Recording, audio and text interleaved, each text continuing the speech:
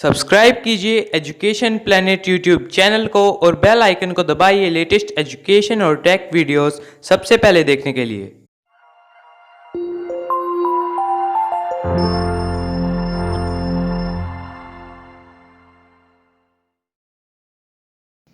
प्रिय विद्यार्थियों, आपका स्वागत है एजुकेशन प्लेनेट नोहर चैनल पर। और आज हम पढ़ रहे हैं कक्षा 6 विज्ञान विषय में चैप्टर नंबर 8 शरीर में गति। तो आइए चैप्टर को प्रारंभ करते हैं। शरीर का यहाँ पर जो तात्पर्य है वो मानव और जंतु दोनों के संबंध में है। मनुष्य का शरीर और जंतुओं को दोनों को इसमें शामिल किया गया है। और दूसरा इसका शब्द है गति। गति का साधारण अर्थ होता है चाल, चलना, गमन करना, एक स्थान से दूसरे स्थान पर जाना। और जो विज्ञान की भाषा है, विज्ञान की भाषा में गति का अर्थ होता है वस्तु की स्थिति में परिवर्तन गति कहलाती है। किसी वस्तु की स्थिति में परिवर्तन हो गया, वस्तु ए स्थान पर है और ए स्थान से वो बी स्थान पर चली गई, तो ये जो उसकी स्थिति में परिवर्तन हुआ है यह कहेंगे उस वस्तु में गति हुई है। लेकिन हम इस पाठ में बात कर रहे हैं शरीर में गति की, और शरीर मनुष्य शरीर और जंतुओं का शरीर। तो मानव और जंतु इन दोनों की शरीर में गति के बारे में ये पाठ है। तो आइए पाठ को प्रारंभ करते हैं। हमारे से बिल्कुल जुड़ा हुआ एकदम व्यवहारिक पाठ है, हम बिल्कुल ध्यान से इसको समझेंगे। अच्छा रुचिकर पाठ है। और देखिए हम इसको प्रारंभ करते हैं कि हमारे शरीर में अनेक प्रकार की गति होती रहती है, हमें पता भी नहीं लगता। अब देखिए कौन कौन सी ऐसी बातें हैं जो हमारे शरीर में होती रहती है और वो गति का उदाहरण बनती है। आप अपनी पलकें झपकाते हैं, दिन में असंख्य बार हम अपनी पलकों को झपकाते हैं, तो ये पलकों की गति हो गई। फिर हम श्वास लेते हैं, तो श्वास लेते समय श्वास हमारे शरीर के अंदर जाता है और बाहर निकलता है, तो उस समय फेफड़े सिकुड़ते हैं और फूलते हैं, तो वो गति हो गई। आप अपने शरीर में होने वाले गतियों का यदि हम परीक्षण करेंगे, देखेंगे, तो आपको अनेक गतियां निरंतर ही होती महसूस होगी। हम बात करते हैं, भोजन करते हैं, तो उस समय हमारे दांत ऊपर नीचे होते हैं, हमारी जीभ हिलती डुलती रहती है, हमारी पलकें हिलती डुलती है। हम दाएं बाएं देखते हैं तो हमारी आंखें भी दाएं बाएं देखती है। हम चलते हैं, हमारे पैर गति करते हैं। हम कोई काम करते हैं, हमारे हाथ गति करते हैं। तो कुल मिलाकर हमारे शरीर में इस प्रकार के बहुत से उदाहरण हैं जो ये बताते हैं कि हम गति करते हैं, हमारा शरीर गति करता है। आप जब अपनी नोटबुक में लिखोगे ये कि हमारे शरीर का कौन कौन सा भाग गति करता है, तो अब आप देखिए, जैसे आपने मुड़कर अपने मित्र को देखा, तब हमारी गर्दन मुड़ी। हमने किसी को कोई सामग्री उठाकर दी तो हमने हाथ से उसको पकड़ा, हमारे हाथ ने गति की। हम चल कर गए, हमारे पैरों ने गति की। तो यानी हमारे शरीर का कोई न कोई भाग गति करता है। आप एक स्थान से दूसरे स्थान पर जाते हैं, आप उठकर अपने अध्यापक के पास जाते हैं, कक्षा के बाद विद्यालय के मैदान में जाते हैं, विद्यालय के बाद अपने घर जाते हैं। प्रत्येक चरण में हम गति करते हैं। इस स्थिति में एक स्थान से दूसरे स्थान तक वास्तव में हम चलकर जाते हैं। अब चलकर जाना, दौड़कर जाना, कूदकर जाना, ये एक स्थान से दूसरे स्थान पर जाने के तरीके हैं और सब में गति होती है। अब देखिए कहाँ कहाँ गति होती है, अब इस सारणी में हम ध्यान करते हैं। देखिए, अब जंतु गति करते हैं तो उनके गति में प्रयुक्त होने वाला अंग कौन सा है और गति करते कैसे हैं। अब देखिए, अब जंतु में मानव भी आ गया है और जानवर भी आ गए, सभी इसमें शामिल हो गए हैं। चलिए, अब गाय गाय अपने पैरों से गति करती है, और गाय जो गति करती है उसको कहते हैं चलना। अब मनुष्य किससे करता है? मनुष्य भी अपने पैर से गति करता है, इसको भी चलना कहेंगे। अब सांप पूरे शरीर से गति करता है और इसकी गति को कहते हैं रेंगना, तो ये रेंग कराएगा। पक्षी पक्षी अपने मुख्य रूप से पक्षी अपने पंख की सहायता से गति करता है, पैर का भी उपयोग करता है लेकिन पंख की सहायता से गति करता है, तो इसको कहेंगे हम उड़ना। पक्षी उड़कर गति करता है, चलता भी है, थोड़ी थोड़ी दूर में चल भी लेता है, लेकिन मुख्य रूप से इसकी गति आएगी उड़ने में। कीट है, कीट भी पंख से गति करता है, उड़कर जाता है। मछली अपनी पूंछ से और अपने पंख से दोनों से गति करती है और इसकी गति को कहते हैं तैरना। तो देखिए, अब गाय, मनुष्य, सांप, पक्षी, कीट और मछली, इनके गति करने के अंग अलग अलग हैं और इनके गति करने का जो तरीका है, नाम है, उसको भी हम अलग अलग कहते हैं। अब जंतु एक स्थान से दूसरे स्थान पर किस प्रकार गमन करते हैं? चलना, टहलना, दौड़ना, उड़ना, छलांग मारना, रेंगना, तैरना, ये सभी जंतुओं के एक स्थान से दूसरे स्थान तक जाने के कुछ ढंग हैं। और जंतुओं के एक स्थान से दूसरे स्थान तक जाने के तरीकों में इतनी अधिक विविधता है, इसके भी कारण है। अनेक जंतु चलते हैं, सांप रेंगता है, मछली तैरती है, जबकि पक्षी उड़ते हैं। अब मानव शरीर और उसकी गतियाँ।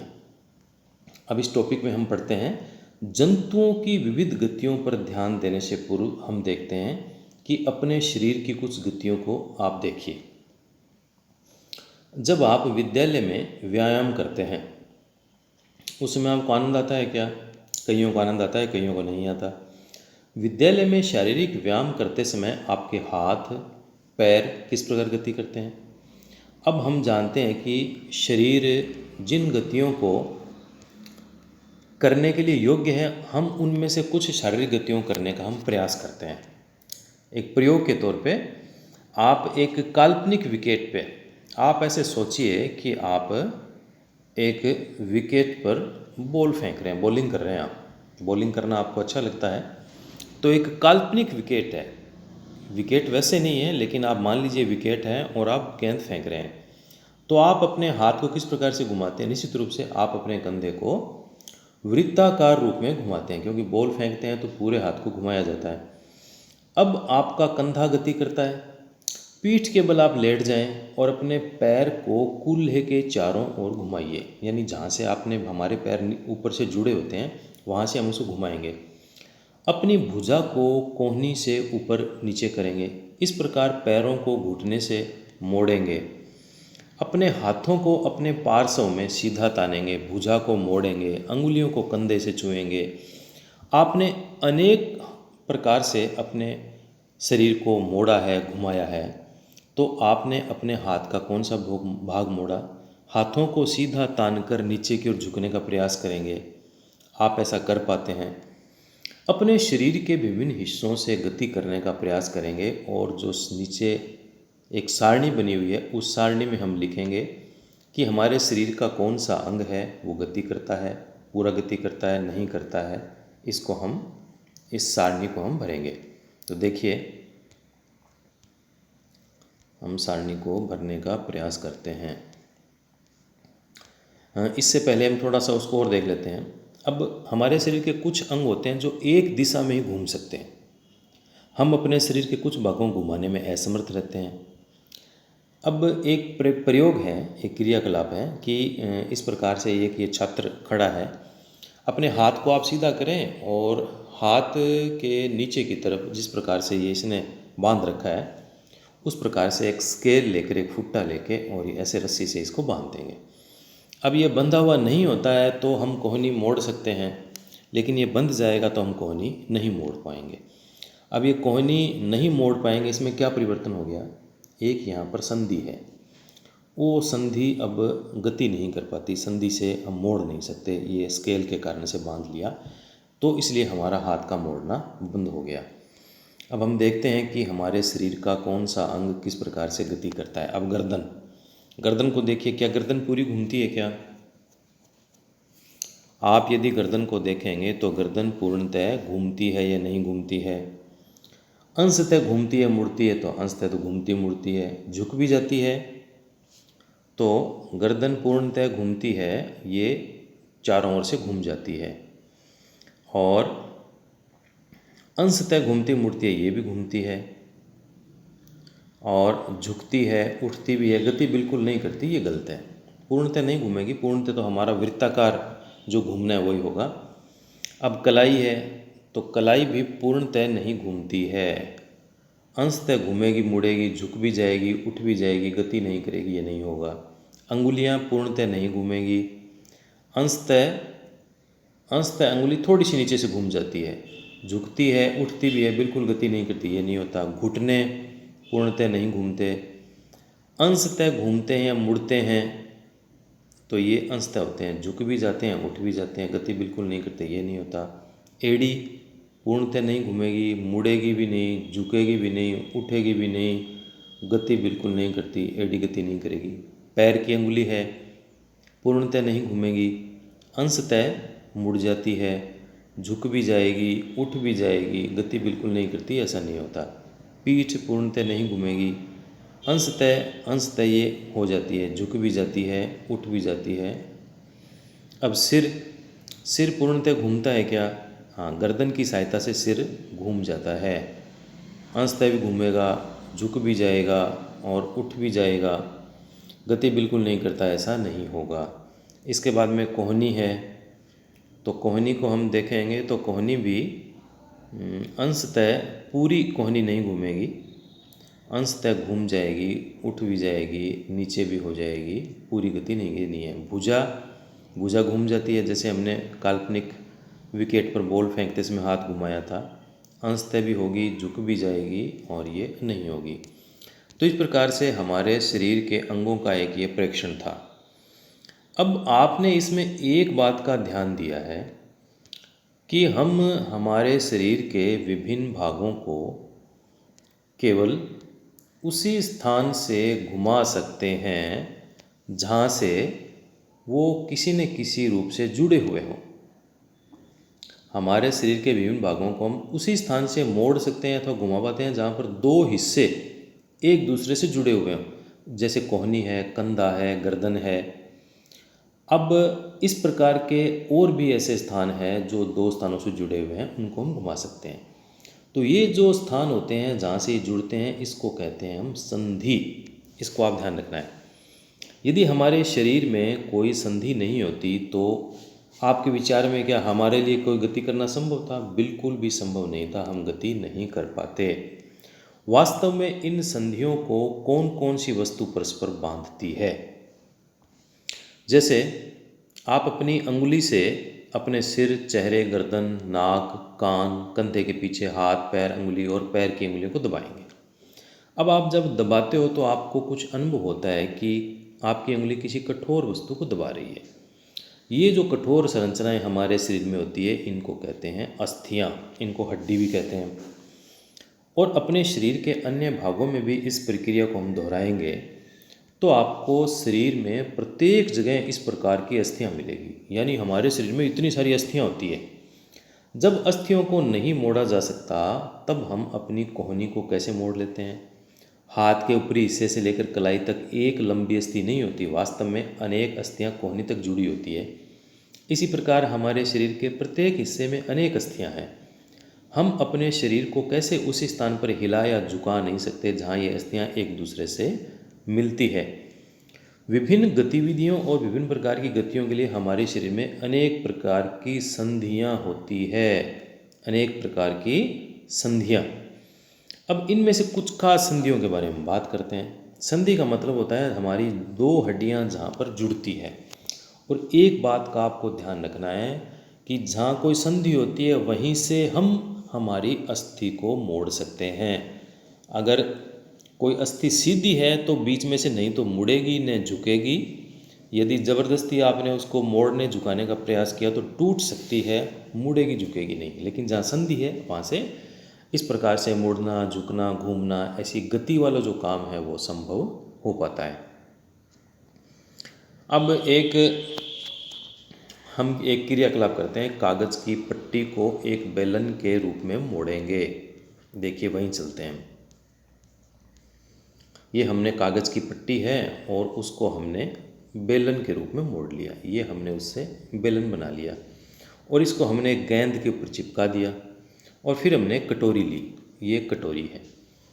अब गेंद के साथ में ये बेलन जुड़ा हुआ है, तो ये कटोरी के अंदर इस बॉल को यदि हम यहाँ से हिलाएंगे तो आप देखिए इसको ऐसे भी घुमा सकते हैं, इसको इधर भी ले जा सकते हैं, उधर भी ले जा सकते हैं, दाएं बाएं आगे पीछे गोल गोल इसको घुमा सकते हैं।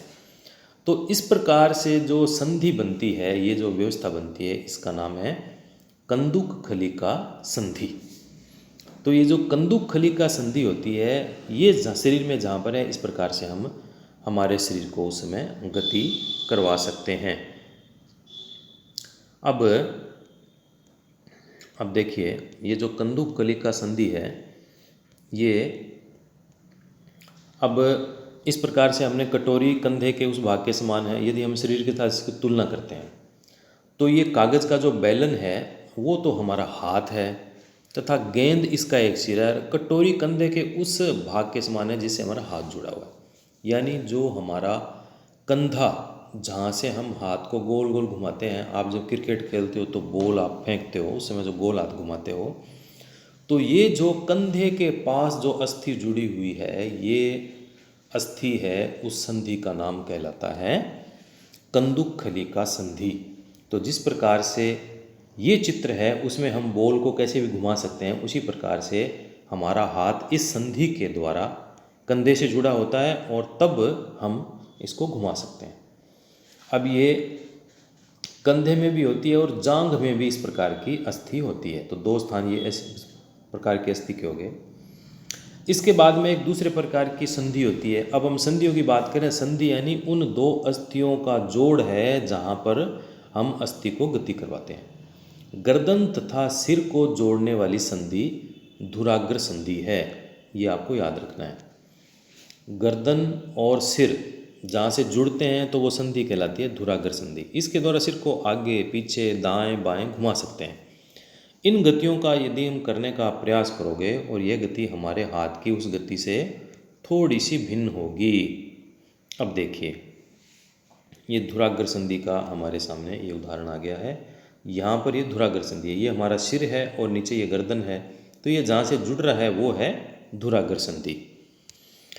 अब इसमें भिन्नता है कंदुक खलिका संधि के द्वारा कि कंदुक खलिका संधि में हाथ को पूर्णतः वृत्ताकार रूप में घुमा सकते हैं, लेकिन धुराग्र संधि में बेलनाकार अस्थि एक छल्ले के रूप में घूमती है, जैसे चारों ओर से घूम जाएगी लेकिन पूर्णतः वृत्ताकार रूप से नहीं घूम सकती। अब एक आती है हिंज संधि। हिंज संधि होती है जिस प्रकार से आपने दरवाजे देखे हैं, दरवाजे जहाँ से जुड़े होते हैं तो वो खुल जाते हैं, बंद हो जाते हैं, तो दरवाजे के पीछे जो जिससे वो जुड़े रहते हैं लोहे का कब्जा लगा रहता है। उस लोहे का कब्जा जिस प्रकार से गति करता है उसी प्रकार की गति हमारे शरीर में जहाँ होती है उसको हम हिंज संधि कहते हैं। अब इस प्रकार से आपको हिंज संधि कहाँ मिलेगी? हमारा जो घुटना जुड़ा होता है, घुटना वो आगे पीछे हो सकता है, दाएं बाएं नहीं हो सकता, तो वो हिंज संधि से जुड़ा होता है। अब देखिए एक हिंज संधि बनाने का भी इसमें एक है प्रयोग। आप इस प्रकार से एक ये जो पीले रंग का आपको दिखाई दे रहा है ये आधा कटा हुआ कोई पाइप है और इसमें हमने एक कागज़ का एक बेलन बनाया और बेलन बना के हमने दो पेंसिल इसमें लगा दी इस प्रकार से गड़ा के। अब हम इसकी सहायता से जब हम इसको दाएं बाएं घुमाएंगे, यानी एक बार इस तरफ आ जाएगा ये, एक बार इस तरफ आ जाएगा, तो ये जो दाएं बाएं घूमने का तरीका है ये तरीका हिंज संधि के रूप में होता है। और जिस प्रकार से कब्जा घूमता है उसी प्रकार से ये हिंज संधि घूमती है। तो कब्जे की तरह घूमने वाली संधि को कहते हैं हम हिंज संधि। अब ये जो घुटने की संधि है वो हिंज संधि का उदाहरण है। अब आगे देखते हैं, फिर आती है एक अचल संधि। तो हमारे सिर की अस्थियों के बीच की कुछ संधियां उन संधियों से भिन्न है। ये अस्थियां इन संधियों पर हिल नहीं सकती, इन संधियों को कहते हैं अचल संधि। अचल का मतलब होता है जो चल नहीं सके। जब आप अपना मुंह खोलते हैं तो आप अपने निचले जबड़े को सिर से दूर ले जाते हैं और अब अपने ऊपरी जबड़े को हिलाने का प्रयास करेंगे तो आप गति कर पाते हैं क्या? गति नहीं कर पाते, क्योंकि ऊपरी जबड़े और कपाल के मध्य हमारे शरीर के विभिन्न अंगों को विभिन्न आकृति प्रदान करने के लिए एक ढांचा बना होता है। उस ढांचे को कहते हैं हम कंकाल। ये जो हमारी हड्डियों का एक ढांचा है वो कंकाल कहलाता है। उस ढांचे के आधार पर ही हमारे पूरे शरीर की रचना होती है। जैसे यदि हम एक छोटी सी कोई गुड़िया बनाना चाहते हैं तो हमें सबसे पहले उसकी एक ढांचा बनाना पड़ेगा, उसके बाद में वो गुड़िया तैयार होगी। तो हमारे शरीर का जो ये ढांचा होता है हड्डियों का, इसको हम कंकाल कहते हैं। अब देखिए, शरीर के कुछ अंगों में मौजूद अस्थियों और उनकी संख्या और आकृति के बारे में पता चलता है। हम हाथ लगा के अंदाज़ा लगा सकते हैं कि यहाँ पर ये हड्डी है, लेकिन और अच्छी तरह से जानकारी करने के लिए हम यदि एक्सरे की सहायता लेते हैं तो उस एक्सरे के चित्र से हमें हमारे शरीर की सभी कठोर हड्डियों की आकृति का पता चलता है। आप में से अगर किसी की चोट लगी है तो आपने एक्सरे करवाया होगा, तो ये एक्सरे का चित्र होता है। तो इस प्रकार से अब देखिए, एक्सरे हम सामान्य फ़ोटो लेते हैं तो वो फ़ोटो हमारे शरीर के ऊपर की आती है, लेकिन एक्सरे हमारे अंदर की हड्डी की फ़ोटो ले लेता है। तो अब ये देखिए, ये एक्सरे का चित्र है। इसमें हमें ये हमारे शरीर की अस्थियां अंदर की दिखाई दे रही है। ये टखने एवं घुटने की संधियों के एक्सरे के ये चित्र हैं। अब हमारे शरीर का, अब देखिए, एक बड़ा ही डरावना चित्र बना हुआ है। ये हमारे शरीर के कंकाल का चित्र है। अब हमारे शरीर के अंदर इसी प्रकार की हड्डियां होती है और इन हड्डियों के ऊपर मांस है, मज्जा है, चमड़ी है, ये सारा मिलकर फिर हमारा शरीर जैसा दिखाई देता है वैसा सुंदर बन जाता है। लेकिन वास्तविक रूप से इस ढांचे के ऊपर ही हमारे शरीर की रचना होती है और हड्डियों के इस ढांचे को हम कंकाल कहते हैं। तो ये सभी प्रकार के जंतुओं में इस प्रकार का कंकाल होता है, उस कंकाल के आधार पर ही उनकी शरीर की रचना होती है।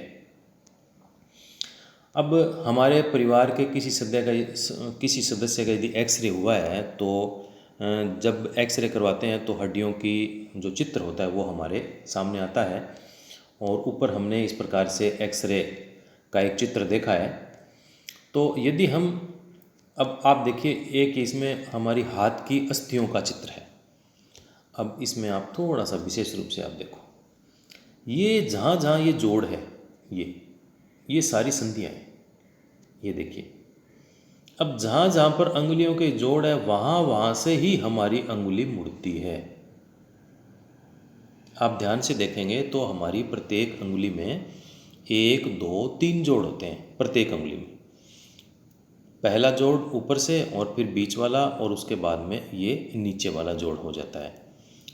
तो ये यहाँ से जो अंगुलियाँ हैं वो ये होगी और इसके बाद में यहाँ पर ये कलाई आ जाएगी। ये है कलाई।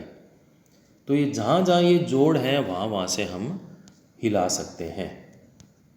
अब देखिए, एक हम छोटा सा प्रयोग करते हैं। हम गहरी सांस लेंगे और गहरी सांस लेकर और कुछ समय तक इसको रोकेंगे। तब हम देखेंगे कि हमारा सीना और पीठ, इसको यदि हल्के से दबाएंगे तो हम अनुभव करेंगे कि बहुत सी अस्थियां हैं। ये जो अस्थियां हैं उनको हम गिन भी सकते हैं और इनको हम गिनेंगे तो इस प्रकार से इसकी एक रचना हमारे सामने आती है। तो इसमें दोनों तरफ गिनती करेंगे तो 12 संख्या आएगी। इन सबको कहते हैं पसलियाँ और ये जो ढांचा बनता है इसको कहते हैं पसली पिंजर। ये पसलियाँ विशेष रूप से मुड़ी हुई है। ये वक्ष की अस्थि और मेरुदंड से जुड़कर एक बक्से की रचना करती है और इस बक्से को कहते हैं पसली पिंजर। इसके दोनों तरफ 12-12 पसलियाँ होती है और हमारे शरीर के कुछ महत्वपूर्ण अंग इसमें सुरक्षित रहते हैं। हृदय हो गया, फेफड़े हैं, ये हमारे जो महत्वपूर्ण अंग है इस बक्से के अंदर सुरक्षित रहते हैं। आप अपने मित्र को बिना घुटने मोड़ के झुकने के लिए यदि आप कहेंगे कि अपने पाँव की उंगलियों को छूइए तो वो छू सकता है।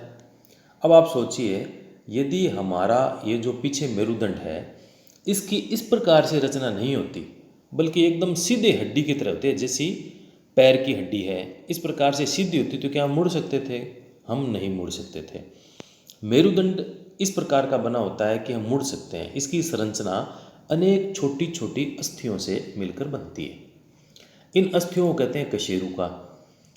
तो ये मेरुदंड 33 कशेरुकाओं का बना होता है। ये छोटी छोटी अस्थियों की संख्या 33 होती है। और पसली, पिंजर और वक्ष क्षेत्र भी इन अस्थियों से जुड़ा हुआ था। यदि मेरुदंड एक ही संधि अस्थि का बना होता तो हम मुड़ नहीं पाते, इस प्रकार से मोड़ नहीं पाते।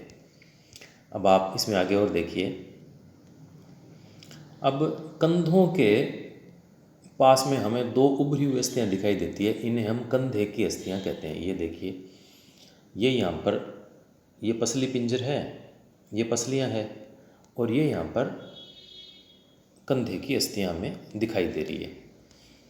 अब ये जो श्रोणीय अस्थियाँ हैं, ये बॉक्स के समान एक ऐसी संरचना बनाती है जो अमाशय के नीचे पाए जाने वाले विभिन्न अंगों की रक्षा करता है। ये जो सिस्टम है, जहाँ से नीचे हमारे पैर जुड़े होते हैं, तो ये हिस्सा इस प्रकार का होता है कि ये हमारे अमाशय की और पित्ताशय की और जो अंदर के अंग हैं उनकी ये रक्षा करता है।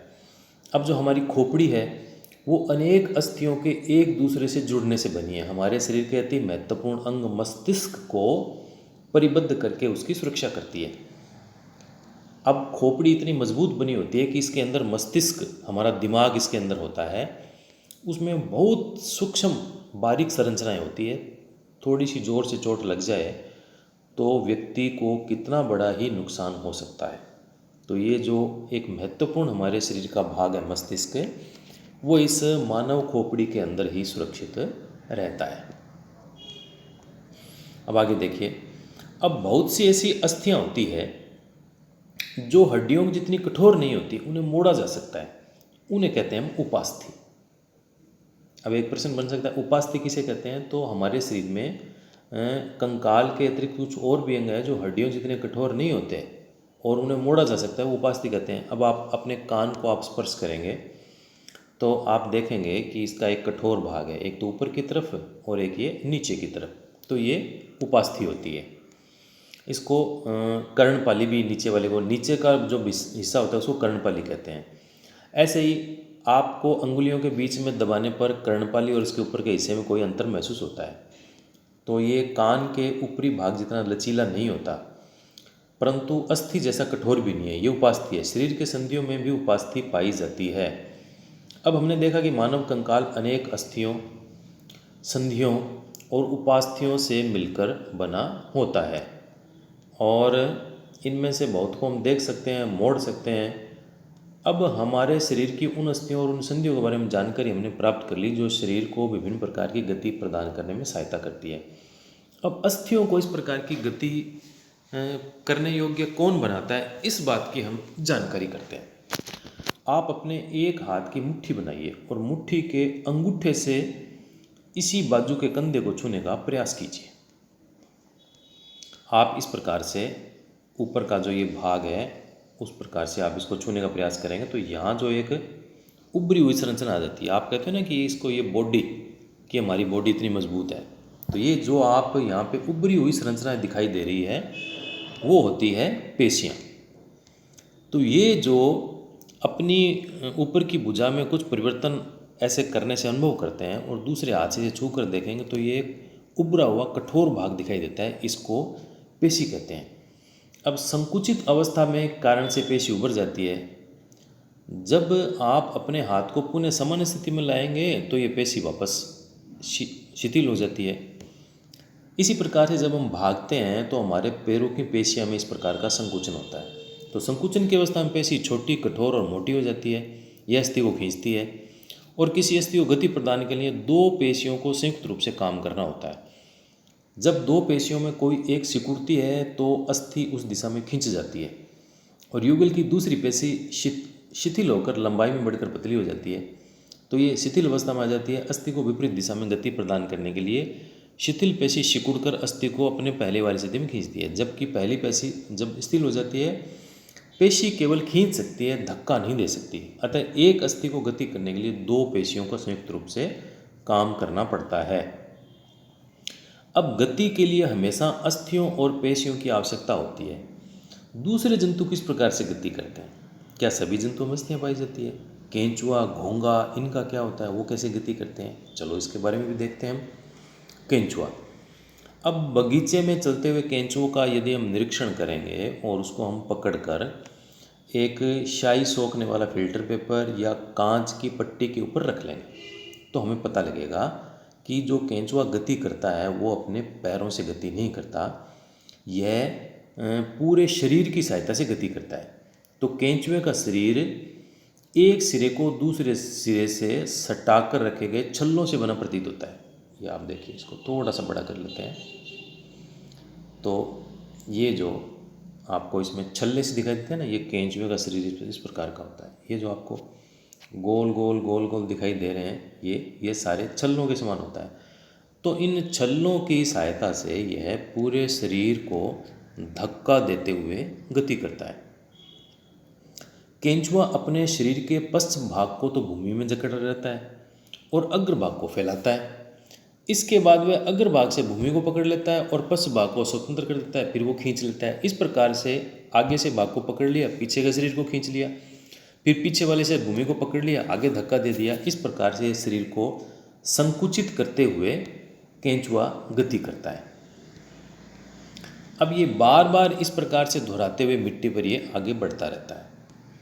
अब ये अपने शरीर के हिस्से को ज़मीन में जिस प्रकार से टिकाता है तो इसके शरीर में छोटे छोटे अनेक शुक होते हैं।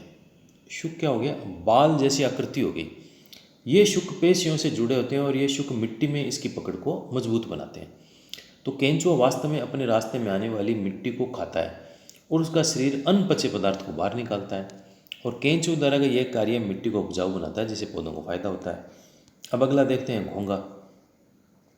घोंगे की भी इसी प्रकार से संरचना होती है। घोंगे का जो ऊपर का गोल भाग होता है उसको घोंगे का बाह्य कंकाल कहते हैं, लेकिन ये हड्डियों का बना नहीं होता। यह कवच एक एकल कवच होता है। अब यह चलते समय घोंगे के साथ ही खींचता है। अब घोंगे को भी हम कांच की पट्टी पर और इस प्रकार से रखेंगे तो इसका भी जो चलने का ढंग है वो उसी प्रकार से है। कवच का छेद खुलने पर इससे एक मोटी मांसल संरचना बाहर आती है और ये मोटी संरचना इसका पैर है जो दृढ़ पेशियों का बना होता है। अब सावधानीपूर्वक कांच की प्लेट को एक थोड़ा झुकाएंगे तो हमें पैर की लहरदार गति हमें दिखाई देती है। अब यह भी इसी प्रकार से गति करता है। अब ये तिलचट्टा जो आपने कॉकरोच के रूप में आपने देखा है, घरों में पर्याप्त रूप से ये मिल जाते हैं और उनसे आप डरते भी बहुत हो। कई जो बहनें होती है वो तो कॉकरोच से बहुत डरती है। तो किसी कॉकरोच को या तिलचट्टे को हम देखेंगे तो तिलचट्टे की कुछ विशेषता हमें पता लगेगी। तिलचट्टा ज़मीन पर चलता है, दीवार पर चढ़ भी जाता है, वायु में उड़ता है। इसमें 3 जोड़ी पैर होते हैं जो चलने में सहायता करते हैं। इसका शरीर कठोर बाह्य कंकाल द्वारा ढका होता है। ये बाह्य कंकाल विभिन्न एककों की परस्पर संधियों द्वारा बनता है, जिसके कारण से गति संभव हो पाती है। अब इसके वक्ष में 2 पंख जुड़े होते हैं। अगले पैर संकरे और पिछले पैर चौड़े और पतले होते हैं। तिलचट्टे में विशिष्ट पेशियाँ होती है। पैर की पेशियाँ उन्हें चलने में सहायता प्रदान करती है। वक्ष की पेशियाँ तिलचट्टे के उड़ने के समय इनके पैरों को गति प्रदान करती है। अब पक्षी हवा में उड़ते हैं, भूमि पर चलते हैं। बत्तख और हंस जैसे कुछ पक्षी जल में तैरते भी हैं। पक्षी इसलिए उड़ पाते हैं क्योंकि उनका शरीर उड़ने के लिए अनुकूलित होता है।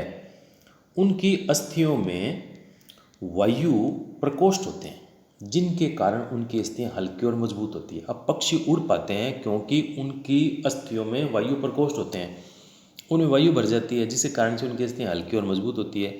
और पश्चपाद पैरों की अस्थियां चलने और बैठने के लिए अनुकूलित होती है। अग्रपाद की अस्थियां रूपांतरित होकर पक्षी के पंख बना लेती है। कंधे की अस्थि मजबूत होती है। वक्ष की अस्थियां उड़ने वाली पेशियों को जकड़े रखने के लिए विशेष रूप से रूपांतरित होती है और पंखों को ऊपर नीचे करने में सहायता करती है। अब देखिए ये पक्षी का कंकाल हमें दिखाई दे रहा है। ये पंखों के रूप में है, ये पैर है और ये इसकी वक्ष की पेशियां है। ये तो कंकाल है पूरा का पूरा। तो ये इस प्रकार से जो कंकाल की संरचना है वो उसको उड़ने में सहायता प्रदान करती है।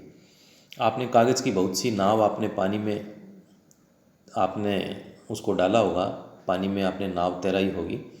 तो ये नाव जब आप बनाते हो तो उसको आगे पीछे से आप तीखा बनाते हो, तिकोना बनाते हो। तो ये जो इसका तिकोना भाग है वो भी इसको पानी में फ़ायदा करता है, पानी में चलने में। अब आप नाव की आकृति मछली जैसी होती है। अब आप देखिए, ये मछली भी इसी प्रकार से आगे से तिकोनी है, पीछे से भी तिकोनी है, नाव जैसी आकृति होती है। अब इसमें जो आपको बात ध्यान रखनी है कि मछली का सिर और पूंछ उसके मध्य भाग की अपेक्षा पतला और नुकीला होता है। तो शरीर की ऐसी नाव जैसी आकृति को धारा रेखीय आकृति कहती है, कहलाएंगी इसे। अब मछलियों की आकृति इस प्रकार की होती है। अब मछलियों की इस प्रकार की विशेष आकृति के कारण से मछली जल में सरलता से तैर सकती है। अब मछलियों का जो कंकाल होता है वो भी दृढ़ पेशियों से ढका होता है। तैरने की प्रक्रिया में शरीर का अग्रभाग एक और मुड़ जाता है और पूंछ विपरीत दिशा में जाती है। ये बात इसमें आपको ध्यान रखने वाली है। इस चित्र में देखिए आप, जिस तरफ इसका मुंह मुड़ रहा है उसकी विपरीत दिशा में ये पैर मुड़ रहे हैं। अब इधर मुड़ रहा है, पूंछ इसकी इधर मुड़ रही है, ये यहाँ मुड़ रहा है, ये यहाँ, अब ये यहाँ, इसका भी यहाँ हो रहा है, ये इधर हो रहा है, ये इधर होगी। तो ये जो विपरीत दिशा में मुड़ने का काम है, इससे मछली क्रमिक ताल से आगे की ओर तैरती है। पूंछ के पंख इस काम में उसकी सहायता करते हैं। अब इसी प्रकार से मछली के शरीर पर भी ये पंख होते हैं जो तैरते समय जल में संतुलन बनाए रखने और दिशा निर्धारण में सहायता करती हैं। अब आपने देखा हो कई गोताखोर जो पानी में तैरते हैं वो भी अपने पैरों पर इस प्रकार के अरित्र या फ्लिपर पहनते हैं जो उन्हें जल में तैरने में सहायता करते हैं। अब आपने सांप को देखा होगा, सर्प को आपने चलते हुए देखा, तो सर्प कैसे आगे बढ़ता है? सर्प का मेरुदंड लंबा होता है और शरीर की पेशियां क्षीण और असंख्य होती है, वे परस्पर जुड़ी होती है। चाहे वे दूर ही क्यों न हो, पेशियां, मेरुदंड, पसलियां और त्वचा ये एक दूसरे से जुड़ती है। और सर्प का शरीर भी अनेक वलय, अनेक चक्कर के रूप में मुड़ा होता है और इसी प्रकार सर्प का प्रत्येक वलय उसे आगे की ओर धकेलता है। इससे उसका शरीर अनेक वलय बनाता है और प्रत्येक वलय आगे को धक्का देता है। इस कारण सर्प बहुत तेज गति से आगे की ओर चलता है, परंतु सरल रेखा में नहीं चलता। हमने विभिन्न जंतुओं को गति प्रदान करने वाली अस्थियों और पेशियों की हम जानकारी प्राप्त की। तो अब अनेक प्रकार के प्रश्न आपके मन में उभरे होंगे। प्रसिद्ध एक ग्रीक दार्शनिक हुए हैं अरस्तु। उन्होंने अपनी पुस्तक गेट ऑफ एनिमल्स में स्वयं अपने आप से ऐसे अनेक प्रश्न पूछे। विभिन्न जंतुओं के शरीर में विभिन्न भाग क्यों होते हैं, और यह जो विभिन्न अंग होते हैं उन जंतुओं की विशेष गति में किस प्रकार से सहायक हैं। विभिन्न जंतुओं को चलने के लिए कितने अंगों की आवश्यकता है। गाय के 2 पैर होते हैं, गाय के 4 पैर होते हैं, भैंस के 4 पैर होते हैं, मनुष्य के 2 पैर क्यों होते हैं। इस प्रकार के कई प्रकार के जो प्रश्न हैं जो प्रसिद्ध ग्रीक दार्शनिक अरस्तु के मन में भी आए थे, और प्रश्न आना अच्छी बात होती है। अब इसमें एक अंतिम हमारा टॉपिक बच गया है, अच्छे जीवन के लिए योग। वैसे इस पार्ट से एक अलग टॉपिक है ये। योग प्राचीन भारतीय परंपरा का एक अमूल्य उपहार है। संयुक्त राष्ट्र द्वारा 21 जून को अंतर्राष्ट्रीय योग दिवस के रूप में घोषित किया गया। योग व्यक्ति को स्वस्थ रखता है, ये मेरुदंड को सीधा रखने में मदद करता है, जिससे आप सीधे बैठते हैं, झुककर नहीं। योग की कई मुद्राएं ऐसी है जिसमें आप स्वयं अपना वजन उठाते हैं, इससे हमारी अस्थियां मजबूत होती है।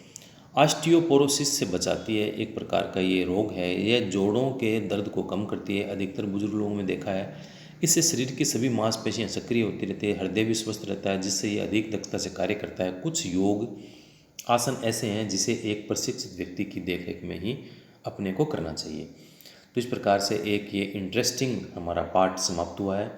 इसका जो नेक्स्ट वीडियो आएगा इसमें इसके प्रश्न उत्तर लेकर मैं आपके समक्ष आऊँगा और इसके प्रश्न उत्तरों को अच्छी प्रकार से करेंगे। तब तक इस पाठ को आप 1 बार 2 बार अच्छी प्रकार से पढ़िए। आपके मन में भी कोई प्रश्न आते हैं तो आप कमेंट बॉक्स में नए प्रश्न लिख सकते हैं, नहीं तो पाठ्य पुस्तक के जो पीछे दिए हुए प्रश्न हैं वो इस पाठ के अंत में जो आए हैं उनको हम नेक्स्ट वीडियो में करेंगे।